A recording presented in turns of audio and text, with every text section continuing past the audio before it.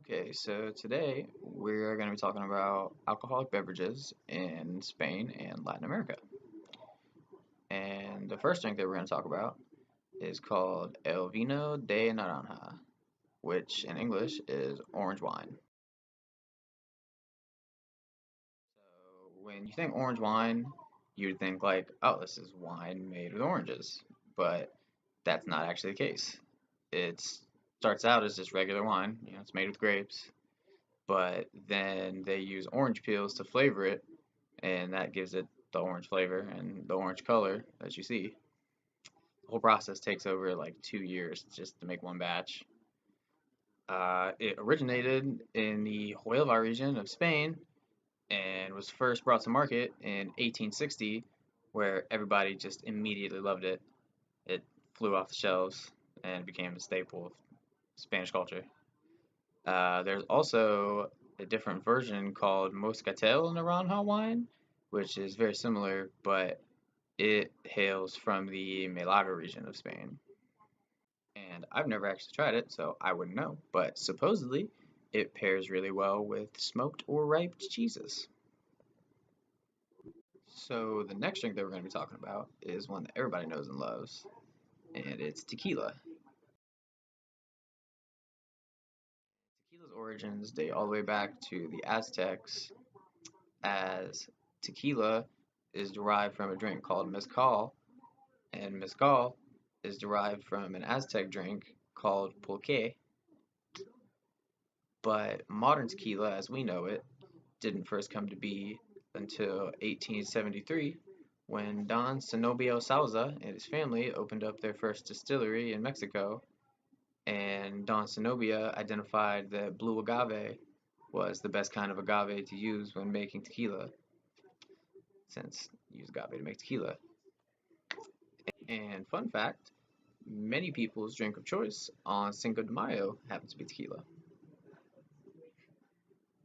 Thing that we're going to talk about is rum, or as Spanish style rum is known as ron. And rum originated in Barbados in the 17th century. It was first discovered by sugarcane plantation slaves who found that molasses, which at the time was just a byproduct of the sugar refinement process, didn't have any use, it was just garbage, could actually be fermented and turned into alcohol. So they did it. And there's actually three styles of rum: traditional rum, Spanish rum, which is ron, and French rum, which is called rum. And they're similar, but Spanish style and traditional rum are more similar because they still use molasses, which rum does not. Although ron supposedly has a smoother and lighter flavor than traditional rum. The next drink that we're going to be talking about is a drink called Calimocho, which is just red wine and Coca-Cola.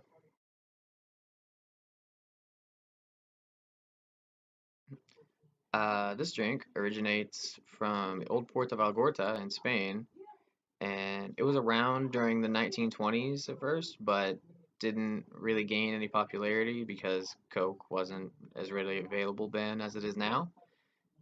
It didn't really gain popularity until 1953 with the opening of the first Coca-Cola factory in Spain. And even then, it got popular under different names. There was numerous different ones. It didn't really become Calimocho until 1972 during the St. Nicholas Festival, where the organizers of said festival were the ones who came up with the name Calimocho, and it just stuck, and everybody loved it. The last drink that we're going to be talking about today is a drink called chichas. And chichas can be traced back to the Cuna people, who were indigenous peoples of Panama and Colombia. And their version of the drink, called Ina, was used as a ritualistic beverage that girls drank in order to become women.